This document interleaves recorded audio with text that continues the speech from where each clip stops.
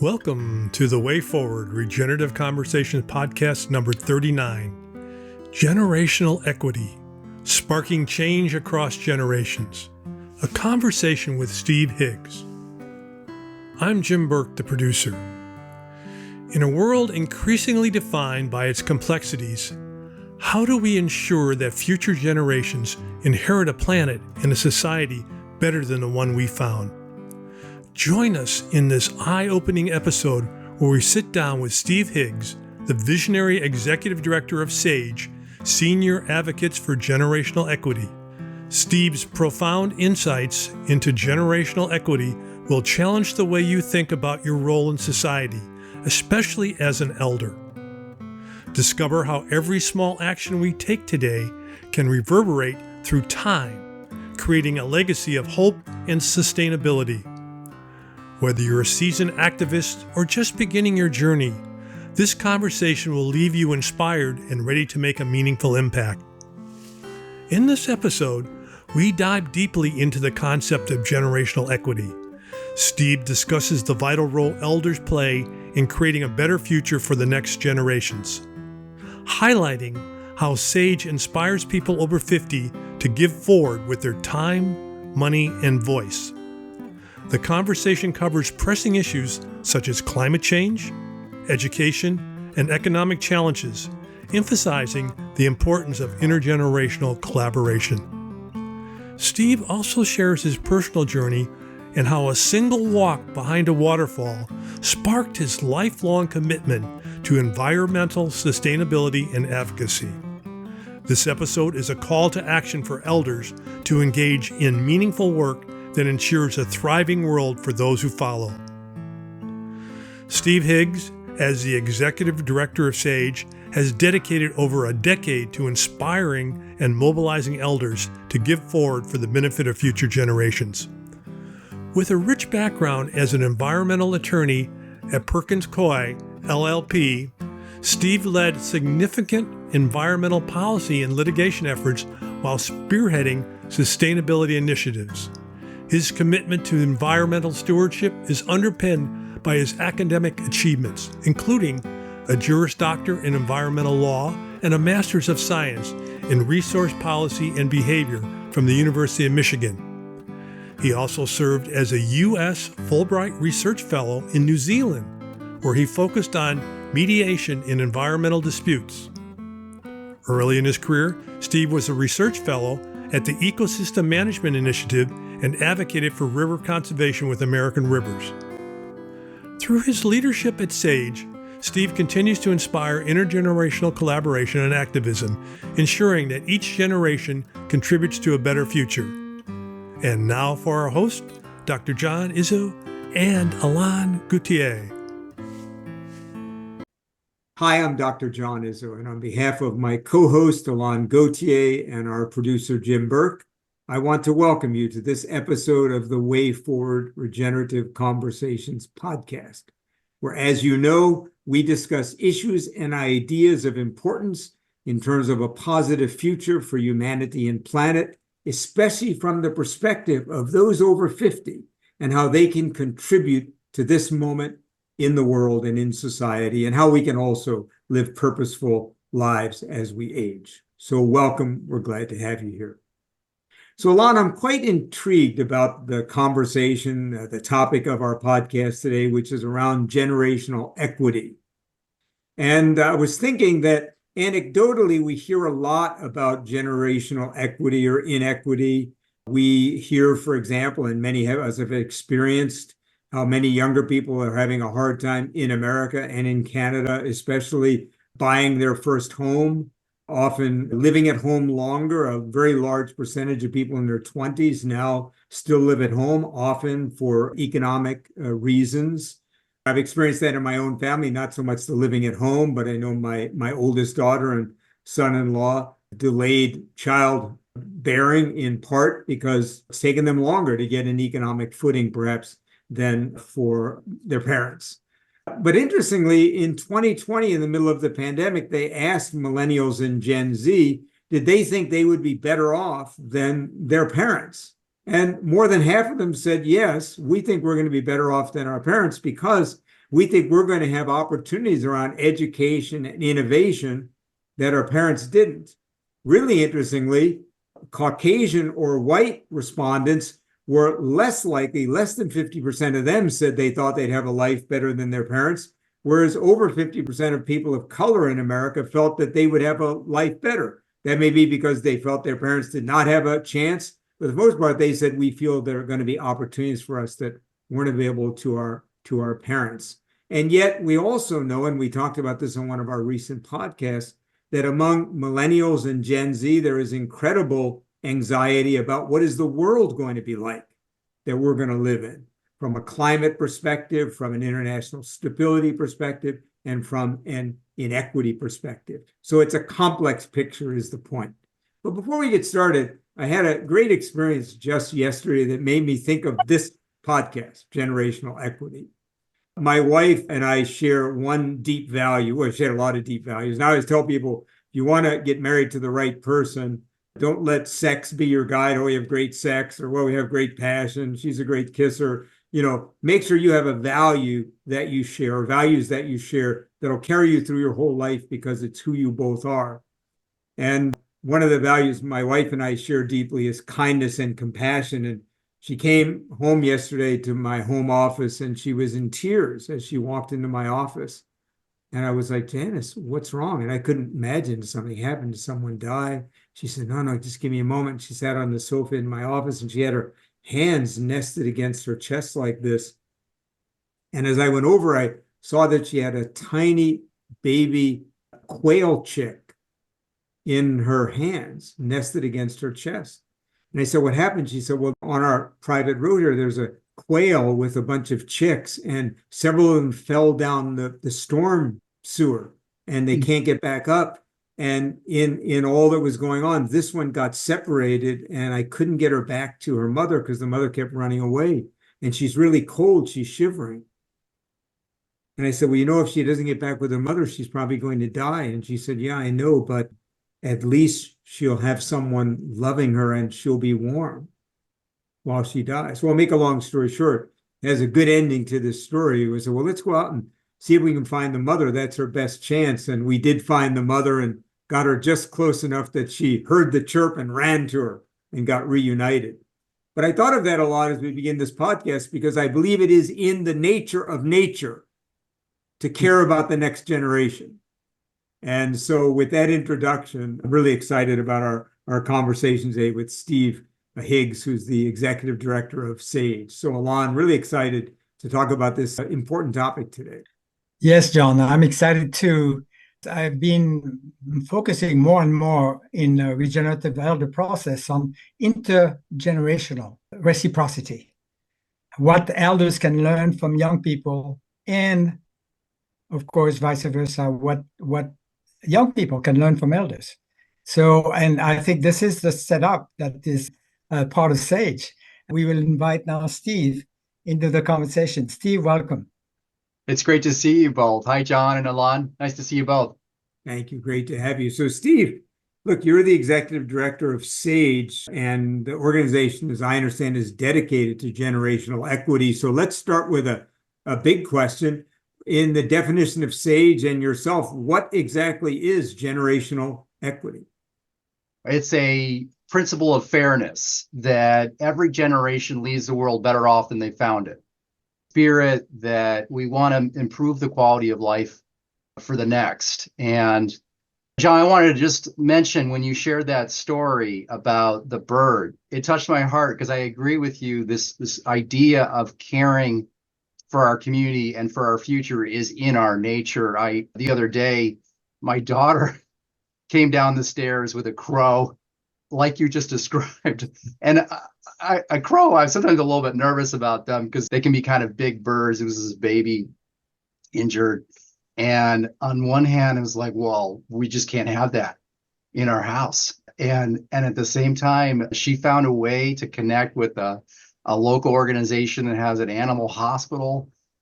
They took care of the crow. And it was just one of those examples where goodness comes through in the moments. And it's so nice to actually have that acknowledged. And that's part of the spirit of generational equity, I will say. So I appreciate the question and also the story. That's cool. Yeah, that makes sense. And thank you for sharing Yeah. that story. I guess it's going around right now. Anyway, appreciate it. So Steve, in your mind and in Sage's mind, is generational equity a bigger issue now than it has been in previous generations? Talk about what this particular moment may be serving up in terms of generational equity. I think that generational equity has always been a big part of what it means to be a human being. I've thought about this over the years, that the impulse to leave the world better off than you found it is something that I think has driven innovation and this whole care of how we take care of our kids and their kids and the coming generations. So in a way, I would say that it's not unique to the times. And at the same time, there are forces that are going on both in the 20th century and into the 21st century that I think are unique, that we have the power now to determine what lives will be for generations, if not centuries to come. And there are serious issues, you referenced it earlier, related to climate change and loading of the atmosphere with gases that can persist for generations. There are major challenges such as the amount of plastic that's in the oceans, and it can take many, many decades to address issues on that magnitude. There are major issues like national debt, student debt, will affect generations to come.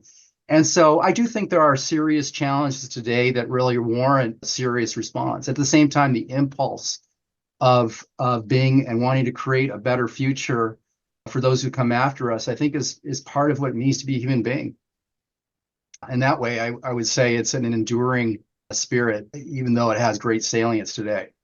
Yeah, and you point out a couple of, use the word deficits, debts that are unique today. There's the financial debt, as you said, that in many countries across the world, especially in the developed world, huge debts that someone somehow is going to have to pay. Then there's the environmental debt, which is what we've done to the oceans and the forests and the climate, right? That is a debt that's going to come due, and have to be paid. And maybe some people might even argue now we have a debt or a deficit in terms of our democratic institutions, in Washington, where, nothing can get done, literally. And so you could argue that a good point you've made that, yeah, it's true in every generation, but there's a bunch of debts and deficits building up right now that the piper is going to wind up being paid. Yeah. And it's probably not going to be paid by people who are 70. It feels acute, it feels serious, and it is serious. So I appreciate that for sure.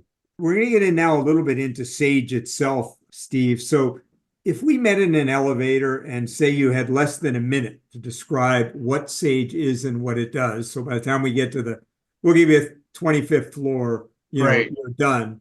Give us the elevator speech. What is Sage and what does it do? I appreciate that, and I hope we do actually have a chance to at some point hang out, get together, and that would be great. I forgot to even ask John where you are, but I'm in Oregon, and one of the things I mention when I get a chance to meet somebody new is that Sage raises awareness about major challenges facing our kids, our youth, and our future generations. And those can be issues in education, the environment, the economy. And then we connect older adults to meaningful service and advocacy roles to take on those challenges. So the heart of the organization is really to connect with what makes people excited about giving forward, where are they most passionate about, and to help them find a pathway to engage. The other thing that I really appreciate about the organization is that we work across generations. We have this mantra, I guess, the generations need each other, and the future needs all the advocates it can get. And the idea that older adults are giving forward and helping the future or the young, one of the things I've really enjoyed over the last few years is seeing sort of those win-wins of the connectivity between generations and the opportunity for people to work together. So that's the heart of the work. And I might have now be on floor 26. I'm not quite sure of the elevator, but that's the heart of the work that we do. I will share, if I may, there's a beautiful Greek proverb. You might have heard it before. A society grows great when its elders plant trees whose shade they know they shall never sit in. And I have that proverb on my wall right now. I'm looking at it, and we work every single day to kind of elevate this notion that older adults have a meaningful role in society to plant those trees of opportunity for the future. And there are so many ways to plant. So that's the heart of the work. Yeah. So Steve, thank you for this beautiful quote. Could you say a few words about what the origin story of SAGE? How was it founded? And anything you want to say about that? Oh, Alon, it's a wild story. You're gonna love this. When we first started, so one of my best friends, his name is Ward Green, and he woke up late for the first meeting of our organization. And he was rushing, getting dressed, going out the door. And in this meeting, there were like 1,000 older adults who were advocating for the future. He's rushing out to go to this meeting, and he realizes, hold on, there is no meeting, and there is no SAGE. It was all a dream, totally fully formed organization that just came out of the cosmos, I will say. And so after that meeting, he turned to his wife and said, I just had this wild dream. And he shared this. And she said, well, I just read this proverb. And it was that Greek proverb I just shared with you. And they said, there's something really powerful in the role of an organization that would advocate and engage older adults to be giving forward for the future. And so what they ended up doing was hosting these luncheons and focus groups and having one-to-one meetings and about the concept of a group that might motivate the hearts and the minds and the talent of older adults to remain civically engaged. And one of those meetings, another friend of mine asked Ward, he said, so what are you going to do about it?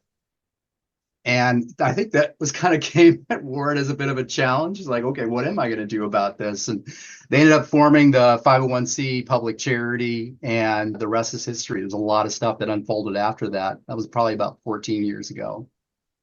So that's the story. Yes. So if I may continue with the question, and what earlier experience in your life led you to what you're doing now? Oh, it's, I will say a lot. It's hard to kind of pinpoint one exact moment in my life that's kind of contributed to where I'm at. But I will tell you a short story. When I was about 15, and maybe you can relate, but I was distracted by all sorts of forces in my life, food, sport, whatever, every single thing. But it was fairly self-absorbed time in my life. And I went on a walk once. When I was 15, and I went behind this amazing waterfall, and it totally rocked my world. There was this huge torrent of water coming down and just crashing down on the rocks, and this mist sort of swirling up in my face. And in that moment, I think I lost myself.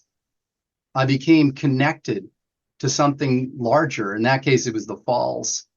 And I had never, ever had an experience like that before, where I just completely lost a sense of who I was and became connected to something else. And I came back, I was a sophomore in high school. There would happen to be an environmental studies class. I took the class. I became involved in the environmental club. I then went on to college and I studied environmental stuff, and then graduate school and other things in life. And I became involved in the sustainability movement. And I just became absorbed by this question that came out from the Brundtland report. This is a 1988 report. How do we meet the needs of today without compromising the ability of future generations to meet their own? And those have been important words that have been a compass in my life over the last 35 years since that walk when I was behind that waterfall. And when the opportunity came up to work for an organization like SAGE, that advocates for the future and that recognizes the time, talent, and experience of older adults and making that contribution that can help tomorrow, I was in. It was awesome. It was a great fit. So whether it's the waterfall or not, I can say that single walk really triggered a lot of other activities. And so whenever I get a chance to encourage somebody to walk behind the falls, I always do. It was a big deal for me. You might call that, the environmental literature talks about significant life experiences where you might start experiencing, I guess a fancy term for this would be having like a non-dualism experience where you start defining yourself beyond your own skin. And that's what happened to me in that moment. You often think of that phrase, when the student is ready, the teacher will arrive, which actually is a bit of a misnomer because the teachers are always there. But the point is, at that moment of openness, the door opens and we see it. So thank you for that door that opened for you as well as for the founder. I love that I had a dream. I'm waiting for that dream of the organization I'm supposed to create. That's right. It'd be nice. It's always wild. And funny, we have, John, one thing I'll share is that we have a program, one of our first programs we launched at Sage. It's called a Legacy Fellowship. And the whole program is organized around helping people who have a dream to help them launch it. And so it's been one of the most exciting things that I've had a chance to work on over the years. And I can trace it right back to even the origin story of Sage. And so it's fun to lean into that. And anyway, thank you. And that's a great opportunity, Steve. Let's just dig a little deeper right now. Again, at least briefly, what are the different things that Sage does? So you mentioned this particular program. What are the elements?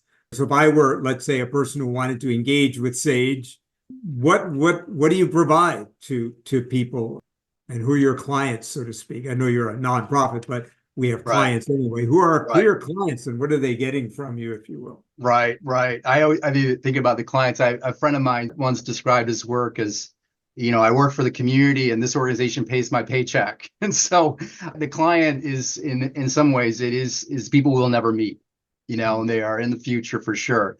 But on the day-to-day basis, the work of Sage is we have a goal, which is every year to inspire, train, and support 1,000 people to give forward.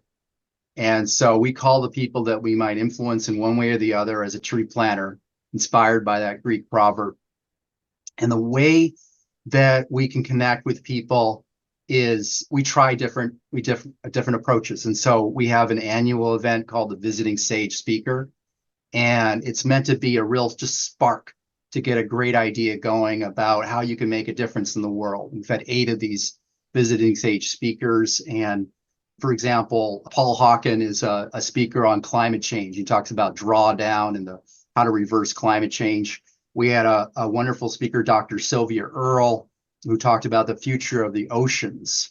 And that's why I know a little bit about plastics in the oceans. Just last year, we had David Brooks. He talked about the future of community.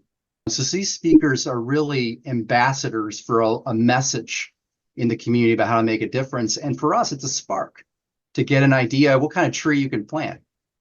After that type of a program, we offer what we call Connect and Engage, which is a series of discussion groups and workshops. An example would be you might come to a workshop and develop a personal action plan about how to connect with a cause in your local community. Sage recruits for about 30 nonprofit groups that have direct service roles in education, the environment, and the economy. And one of the things I really enjoy about that is we give out these little certificates for a free cup of coffee or tea, just to sit down with people and listen to what their stories are and how they want to make a difference. And they might say, I'm interested in music education, for example, like I'm a retired violinist or whatever it is.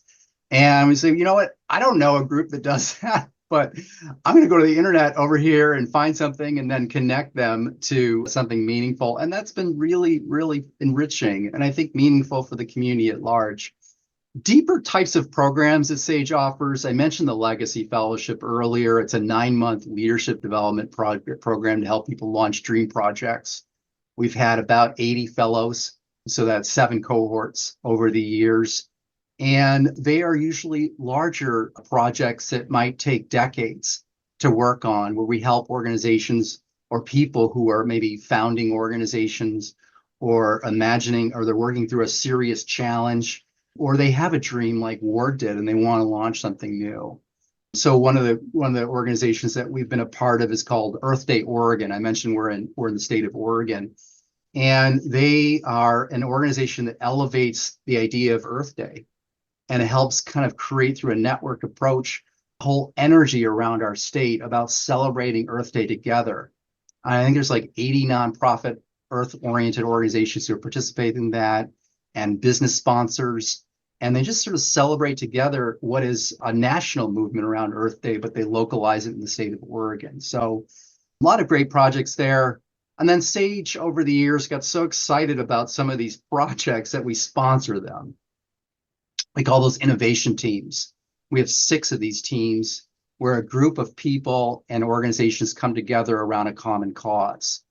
And so, for example, we sponsor a program on intergenerational mentoring, where we engage older adults in opportunities to help middle schoolers learn to read and practice English. And we launched this during the pandemic online, when a lot of kids were experiencing really serious learning loss. And it's now become more of a hybrid program. We also sponsor a similar program in another region, another school district, that's modeled on the original program. We sponsor a program called Vision 2030, where we elevate our region's climate goal and the solutions and the workforce opportunities, and provide education in local schools about how kids can learn about our solutions and the jobs of the future. And we also sponsor a program called the Citizen Project, where we highlight the leadership role that older adults play in depolarizing political conversations so that we can work better together and build bridges. So in short, there's different types of programming at Sage. Some of them is sort of, how do you help somebody plant a tree no matter where they'll go in the world? It could be Botswana, or it could be Bend. It doesn't matter where you are. And you're a tree planter and you've got talent, and we can find a way to help. And then there's other programs where somebody can directly engage in the work of Sage. And so it's a bit of a balance in both approaches. So Steve, are you guys, exciting stuff, by the way, thank you for sharing that. Are you guys only in Oregon at the moment? Is that where you guys have planted? And have you ever thought about going, not that I'm advocating for it or saying it's better or worse, have you thought about taking this model and trying to extend it, or you feel like, hey, we got enough to do in Oregon that... Right. Yeah, I appreciate that, John. The organization's mission is not an Oregon-specific mission, but we are specific to Oregon right now, and it is really a capacity question. I think one of the ways in our last planning process that we went through with our board, how do you expand your capacity? And we really embrace this idea we call a network mindset, where you identify partners who have shared goals, like a group called Elders Action Network, which I love as an organization, Co-Generate. Other organizations are also working on the national scale. Third Act is another group that have similar DNA within their organization, and we can find ways to work together. And so the question about like whether the geographic boundaries of of our own organization or our mission, we wrestle with that all the time. Even questions like going across, I'm in the city of Portland and the city of Vancouver is across the river. Right over there. I live right near there, One but bridge, one bridge in need of fixing away. Particularly we work on the bridge, talk about a multi-generational challenge. But for capacity reasons, we're in Oregon, and it has been really helpful to have, from a partnership lens and also a standpoint of our offerings, which tend to be more in person, just physically a little easier to do that when you happen to live in the state. Well, in a minute, we'll get into some of these 3 domains that you guys are working in. But before we do that, I have a quick question about elders per se. We know that from the stages of life that often this period after 50, especially after 60, is a time when people naturally begin to think about what's my legacy going to be, what I leave behind. Interestingly, and this may be helpful to you, a woman named Morella Hernandez at the University of Virginia has done some really interesting studies of what motivates people to act in what she calls stewardship behavior. The definition of stewardship behavior is kind of what you described earlier, acting now in a way that's going to impact not me, but the future that I may or may not be a part of. So she called that stewardship behavior. And it turns out that that philanthropy, or the desire to do good and to make things better, it's a motivator for many people, but legacy is a much more powerful motivator. The most powerful motivation is people realize they're going to die. And they say, I wonder what my legacy is. What will I be remembered for? What will my generation be remembered for? And I guess the question I want to ask you, and that's kind of interesting thing we could talk more about, or research is actually quite fascinating. I found with CEOs, if I'm trying to get them to think more sustainably or regeneratively, I ask them, what do you want your legacy to be? 10, 20 years from now, you're no longer the CEO. What do you want to be remembered for? And they almost never say, well, the stock price went up in my time, and that they go to a different place. But the question I want to ask you is, although we have this natural generativity at that age, for many older people, it winds up focusing on their tribe, their own children, or just their immediate community.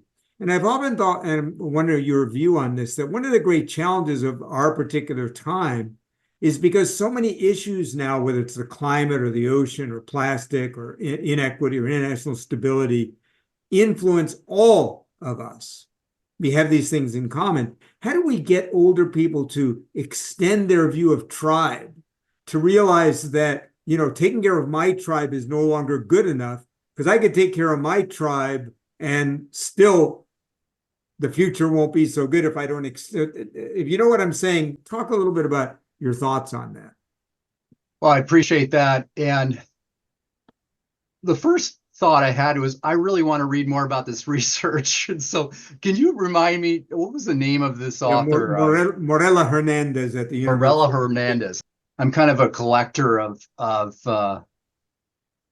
insights like that. And I wish I knew definitively what to say in response to what you asked, because for me, so much of the heart of the organization to inspire people to give forward, we've even studied the word inspire, which is a sense of literally a breathing in, and that energy of how do you actually use the energy of inspiration to then give forward.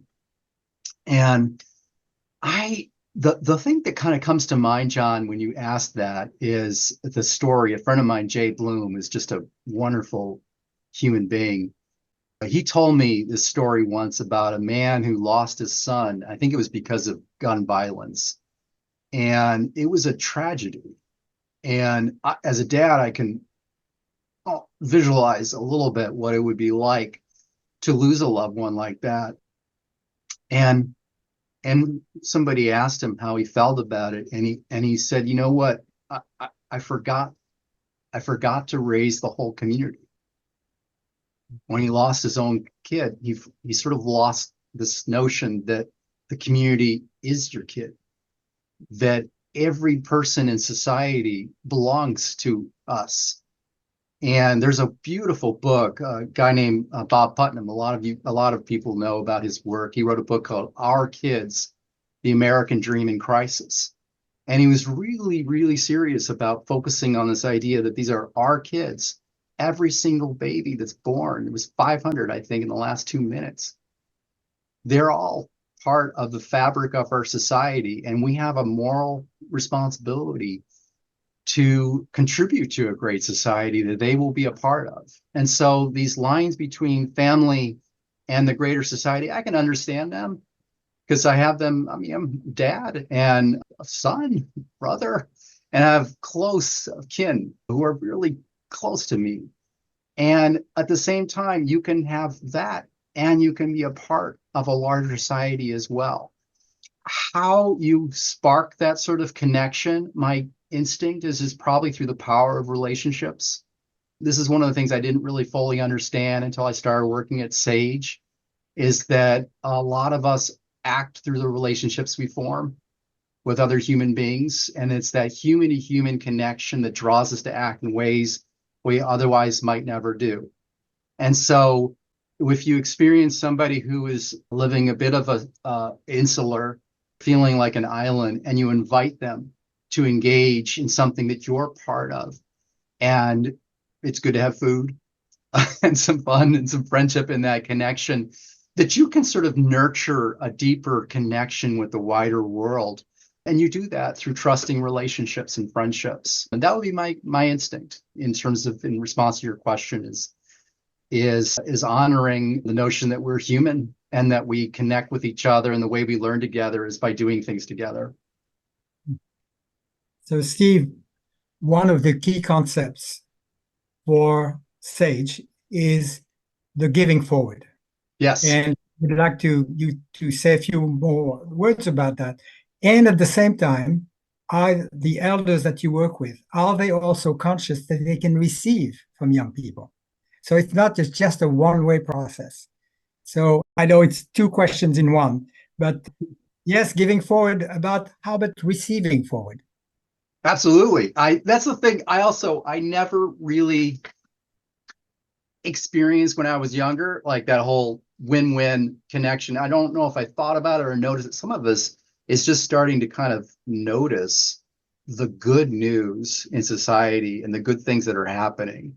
And the power of people working across generations, and the juice that comes from seeing that intergenerational connectivity is now probably one of the most joyous parts of my job. I love this. And it happens all the time. And I don't know if until I started paying attention to it, I don't think I really noticed it as much, but it's all across society. And it's beautiful. So yeah, that in some ways I would say in the last maybe 4 or 5 years has been a really big foundation for how we promote inspiring people to give forward, is this notion that is a real win-win, and it's a two-way street. We learn from the young learn from the old, and we all bring some assets in society. SAGE, when we talk about the practice of giving forward, and our mission is to inspire people to give forward with time, money, and voice. And sometimes we illustrate this. We sort of ask people to imagine themselves a tree, like a dogwood, or I don't know, whatever big tree you want to be, or a small tree, whatever tree it is, just imagine there's 3 branches. Time is volunteerism.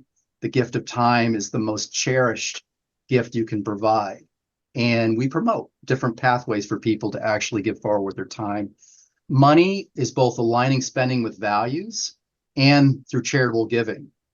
And so the aligning spending with values is significant because so much of the flow of money is actually coming through commerce and how we do business and what are we acting. And charitable giving is big too, but it's not as big as how much we actually spend on things in the world. And so we just promote both practices of using your money to be the change you want to see in the world. And then voice, being a vocal advocate in the policy process. There is so much power and strength in being an active participant in the democratic practices. And so we encourage people to find a way to engage, whether it's at their local neighborhood level, the county, state, the nation, the United Nations, at all different levels. The thing that I also sort of remind people about with the tree analogy is trees not only bear a lot of great fruit, but they also spread seeds. And so, for example, the like maple seeds, they like come out little helicopters on there, and they kind of float around like that. They're really fun to play with. But the cool thing about that is they're spreading ideas, they're spreading seeds. And so we close out every single one of our offerings with a 3-letter phrase, which is to pass it on. The whole idea of whatever you're doing with your time, your money, or your voice, if you can pass that on to somebody else, you can spread good ideas. And so the tree analogy, we use it every time we can because it works. So to go maybe one step in specificity forward, could you give us a couple of stories of elders whom have really grown in that process, and in reciprocity, and from young people who've grown thanks to that process? Sure, I love it, Alon. That's a great question. One person I think about a lot, her name is Roberta, and she was one of our first legacy fellows. And her project was to create a public park as a nature preserve. And it was in Oregon, and it was in an area that's a little bit urban. And so the land value is pretty expensive. And so she had already acquired through this work for the previous 10 years, 10 acres of this park. And the other project was to acquire the other 10 acres, make a 20-acre park, and to preserve this beautiful white oak savanna. And she had this wild idea of trying to break the Guinness World Record for the amount of, I can't remember the little blue flowers you plant with their bulbs, and plant as many as possible on the single day to blow out the world record on how many of these flowers you can plant. And I don't think they actually broke the record, but the process of doing so was so intergenerational. It was awesome. They brought out all sorts of people, the little toddlers, probably some infants on the backpacks. You got the middle schoolers and high schoolers and the college age, all sorts of different generations in this mix working together on a common cause to basically bring back and restore this beautiful landscape that had been degraded. And so it's an example of a program. They actually did raise enough money to buy the land, create the park, and I've walked in it, and there's a beautiful swinging tree, and it's just great. So that's one thing. The other person who comes to mind, just this last year, I mentioned our Vision 2030 project. One of our high school interns, her name's Alanya, awesome human being, got involved in the program. She created this really awesome exhibit on sustainable fashion, because a lot of middle schoolers are connecting with how do we actually access cool clothes and where can we access. She talked a lot about the thrift economy and the circular economy, and how you can source really interesting things without having to buy a lot of new stuff. And one thing I loved about working with her was both she really embraced the idea of SAGE and the intergenerational work, but she was able to take an idea. She demonstrated this exhibit at 3 of our climate solutions fairs. She also put on this really interesting fashion show in her school district on sustainable fashion. And so I think people connect with giving forward at different ages of life. And it's just exciting and enriching to just know the people who are doing this type of work. So I love it.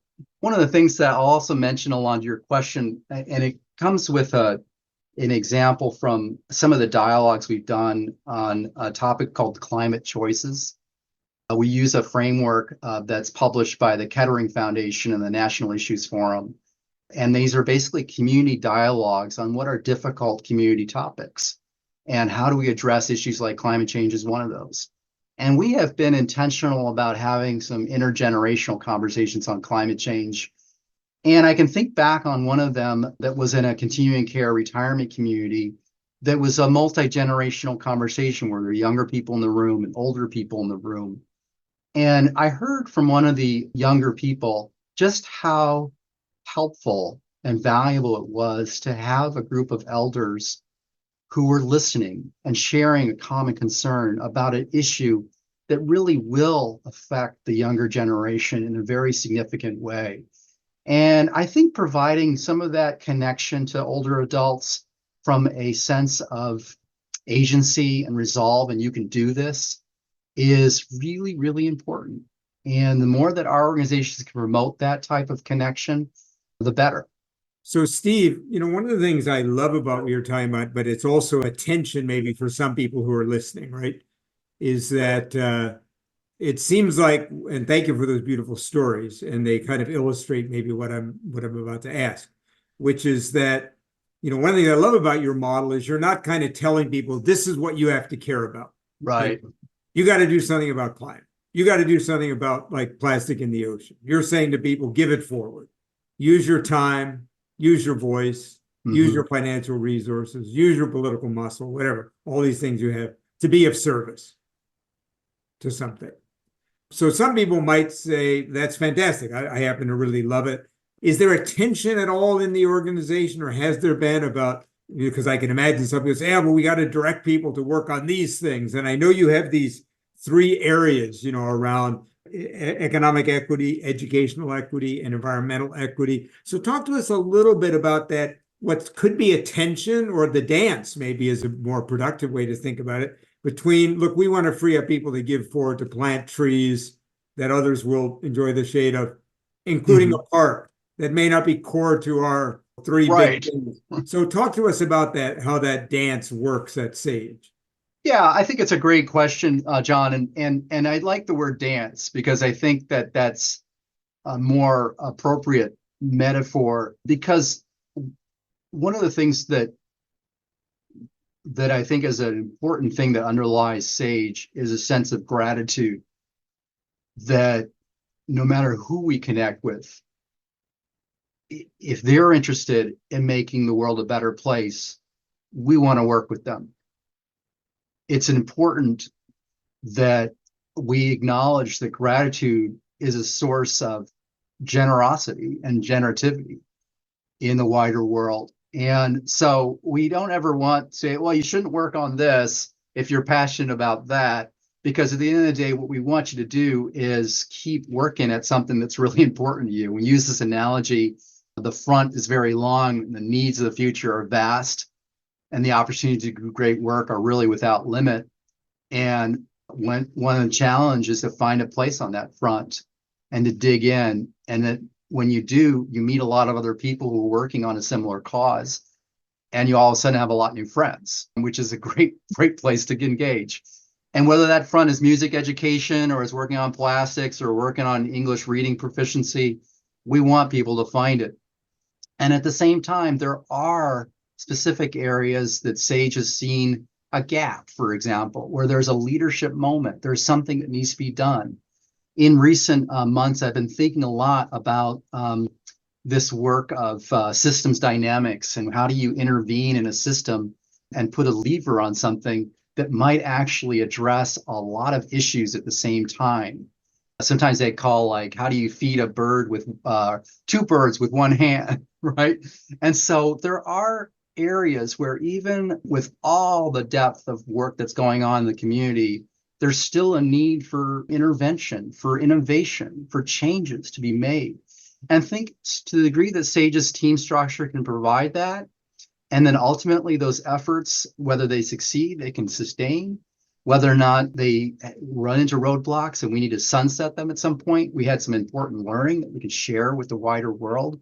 The point is that I think it's a double dance, as you'd say. There are a whole reasons to help people find a place on the front of social change that they're passionate about, because they're more likely to stick with it, and also have experience a sense of joy from working in that work, even if that work is full of sorrow as well.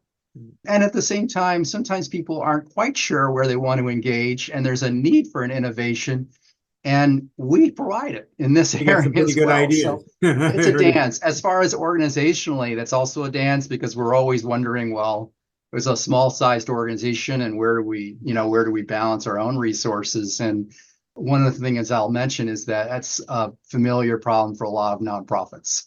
So I don't think we're alone. And sometimes when I feel alone in that balance, I just walk around the block and remember that I'm not alone, and I've got a lot of people who have similar challenges. So yeah, you know, when you said that, I was thinking, and when I wrote my book Stepping Up, where I went out to really discover people who had stepped up to make a difference in their community and business, on an issue, and got a few folks that made a big difference in plastic in there.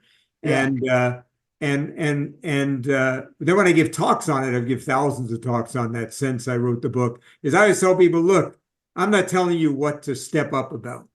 When you read the newspaper, you're on social media, what burns your onion about the world? You know, that's my grandfather used to say, what burns your onion? He was a shipbuilder from That's great. What burns your onion? And whatever burns your onion, step up. And as you said, use your voice, use your resources, use your time. And once in a while, you might step on something I don't agree with. But you know what? That's okay, because there are a lot of problems in the world that need to be solved.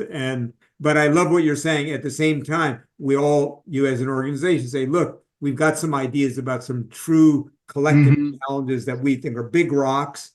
And if you've got energy around that. So I like the way you're going with that. Yeah, it's a dance. And I love that quote. I use in some of our programming this quote from Howard Thurman. So don't ask what the world needs, what makes you come alive, because what the world needs is people who have come alive. And the other day I met somebody who had worked with driven Howard Thurman around, and I was talking about this quote. It was one of the funnest moments of my day because it was just so great. And so that idea that what we do need is people who are energized and wanting to make a difference. Because the other thing, John, I'll mention, this is Alon, something I appreciate about knowing Alon too, is that the people who are doing social purpose work, who are motivated, they often act as a energizer around their circles themselves. And so we have talked about this earlier. We act out of the relationships we form with each other. And to the degree that we can highlight the energizers in society who are doing the great work and they are doing stuff that's so important, it will attract, kind of like a lightning bug, others to kind of follow that way too. So I'm all for it. And Steve, I have a specific question about education. I am part of a core group of people who are, we call ourselves maybe a bit pompously, transforming education in the US. Mm-hmm. But one very specific part of it is the role that elders could have. They used to have them in the indigenous traditions. They don't necessarily have it now, with some exceptions. I know you're working closely, it seems to me, at least with one middle school in Portland. Mm-hmm. And so does it go, do you find an openness on the part of teachers and administrators for elders to play a role in the classroom or after the classroom? That sense that even if they are not their kins, but to be attracted to playing that role and possibly receiving from that. Can you share with us what's Alon, there? I am so grateful for that question. I'm really interested in learning from you. Maybe that sounds like another podcast, actually. I would like to enjoy, because what you are working on is so interesting. My answer to your question is yes, yes, yes. There are challenges, of course, and I think one of the challenges is that a lot of schools, it's a back to John's analogy, it's a dance. There are a lot of organizations who are around in the community and want to help, and a lot of schools need help. And at the same time, sometimes it's complicated to engage the help because people are overburdened. And I know it in my own life. If I'm stressed out or I'm dealing with somebody and somebody says, "Oh, how can I help?" It actually makes it more stressful. Sometimes I just want to kind of quiet it down a little bit. So a lot of schools, I think, are dealing with both serious challenges and a sense of not always sure how best to leverage the community resources. So the one thing I will say about readiness is it is a matter of making a commitment that if you are invited to a school, you're invited to help, that you are not going to do it short term. Yeah. That you are going to invest, that you're going to try to create a culture of connection to that school, that the older adults that you are engaging in the work of that school are going to develop a spirit that the school is part of their own life. And the success of those kids, the success of the community is also one of their own life's purposes.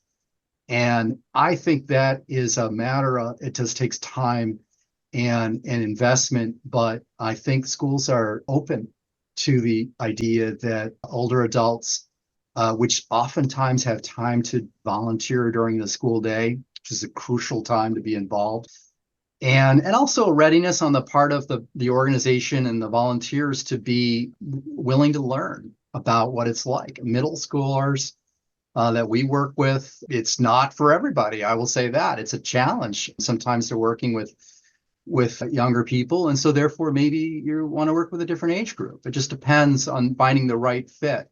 But I think if there's a commitment on behalf of the volunteer to both learn and be open to learning from the school itself, and also willing to make a long-term investment in the success of that school and the success of those students, I think there's a win-win there for sure. And I'd love to see that on the state level scale, on the national scale, on the global scale. Fortunately, there are groups that we recruit for that are doing this work in all sorts of other communities in the state of Oregon, at least. And so we learn from that. It's enriching, but I will say a lot more is needed.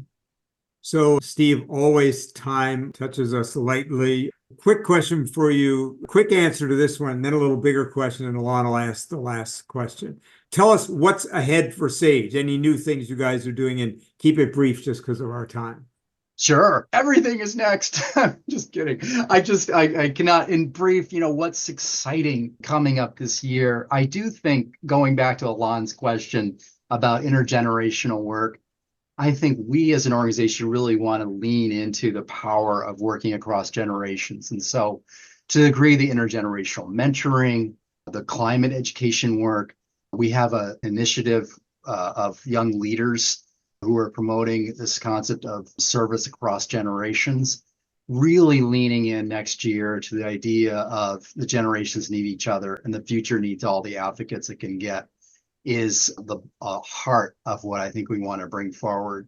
I will also say, because it's an election year, there's a serious growing culture of contempt across America and certainly in our state between people who don't see eye to eye on politics. And if you don't see eye to eye on politics, historically, you might have been able to find ways to still work together.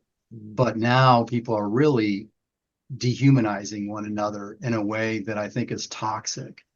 And so Sage is really concerned about continuing its efforts to promote a culture of depolarization, de-escalation, and reducing issues related to political violence, because we think one of the most important things is passing on democratic practices that people can trust. And I think that begins with restoring a sense of trust and connection with our democratic process. So those are two important themes this year. I could say 100 other ones. Those are two that pop up in my short moment here. And love to talk to you more about that second one. I really think the re-engagement of civility is a major issue for our society, and I think older people can lead the way on that, right? Absolutely. Whereas we may have led the way on the opposite. Very quick question, Steve. If someone is not in Oregon, is there any way they can engage with you guys? If so, how? And if someone's listening today and they're in another community and they said, I love this, I'd love to do something like that, could they reach out to you and say, hey, I'm interested in like doing some version of this where I am? I don't want to overwhelm you. Our audience isn't that big, don't worry. It's big enough, but you won't get overwhelmed. If I'm not in Oregon, and if somebody says, hey, I got a fire for this, and I'd love to think about how to replicate this, are you open to them reaching out? Yes, absolutely. So we, that little certificate for a free cup of coffee or tea, I think it has an asterisk on it or somewhere that says, or we can meet online. So, you don't have to be in my neighborhood to connect. And this happens. And we do probably half of our work's online. And so one of the most fun experiences I have is we're putting on an event. We have some of these national partners. And so there's people coming from different states, which is always fun. But there's people coming from other countries too. It's a joy. You could be a tree planter anywhere. And the idea of Sage, to the degree that it inspires somebody to want to do something similar in their own area, call. And we're happy to be a resource for that. And I think I covered that second question. So yes, please get in touch. Thank you. We do have a newsletter. There's a website, social media, and just a lot of friends in different parts of the country as well. As I mentioned, Sage is part of a great organization called the Encore Network, which has this wonderful intergenerational affinity group. And there are some wonderful organizations working on connecting the generations and who are working on inspiring older adults to give forward, I think probably in every state in the United States. And so to the degree that we can be a node in this ecosystem and connect people, we're happy to do it. We will make sure to include your website so that people can refer to it, definitely. So I have a last question for you, which is more personal. As you know, we use the term regenerative conversations as a part of our name. And so to what extent or how do you personally try to live a regenerative life as you understand the term? Alana, the first thing I wanted to share is thanks for just giving me a sense of that whole spirit of of living a regenerative life. Sometimes I get so caught up in emailing and phones and stuff like that, I kind of lose sight of what we're all living for. And so I'm from a beginning, I'm curious. I wanted, if we had time, I'd talk to John and you both about what you would say, because I'm trying to discover that with every passing day of what it means to live that type of life. The thing that comes to mind is a story that I mentioned my friend Jay Bloom shared with me about a bricklayer. And this is this person who visited 3 bricklayers who were all working on this cathedral. I don't know when this was, but he came across the first bricklayer and he said, "What are you doing?" And the bricklayer said, "Well, I'm laying brick." And he asked the second bricklayer, "What are you doing?" And he said, "Well, I'm building a cathedral." And, a cathedral can take a few generations to build. So, that's a little more expensive. And he asked the third bricklayer, and the guy said, "I'm building community." And he was creating and nurturing something and understanding that his work was connected to a larger whole, was connected to creating a great society that's going to endure for generations to come. And so I think the practice of living a regenerative life is, I think, an aspect of recognizing that your own contributions, whatever they might be, are part of a greater whole. And also, like, if you think about a garden, I was looking at my garden this morning, and as wimpy as it may be, there are things we did to help it regenerate each passing year. There are things you do, like you till the soil, you have to plant potentially new seeds, maybe bring in some fertilizer, and of course you have to water that. And so whatever you're doing in the moment to create that regenerative spirit with each passing year, part of that practice is just nurturing that in the community so that other people can bring it forward as well. So those are 2 things, connecting your work to the larger whole, and also keeping in mind that your work is important in influencing other people to do something similar. Thanks, Alon, for the question. I appreciate it. And I love that third element. I've often heard that story about, building a wall or laying bricks and building a wall and building a cathedral. But I love that fourth level. You had 3, but like me, it's fourth level, which is, but why are you even building a cathedral?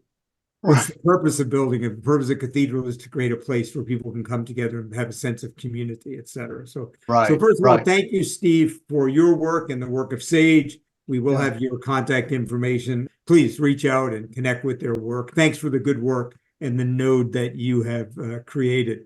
As I think about our conversation today, a couple of things come to mind. One is a great reminder. Again, I go back to the 2 bird stories that mother quail was planting forward. Okay, it's in our evolutionary nature, but why is it there? Because that's what life does. Jenny Benuis, the biologist who we've had on a previous podcast, well worth listening to, when I asked her once, what's the purpose of nature? And she said that nature acts as if its purpose is the continuation and improvement of life.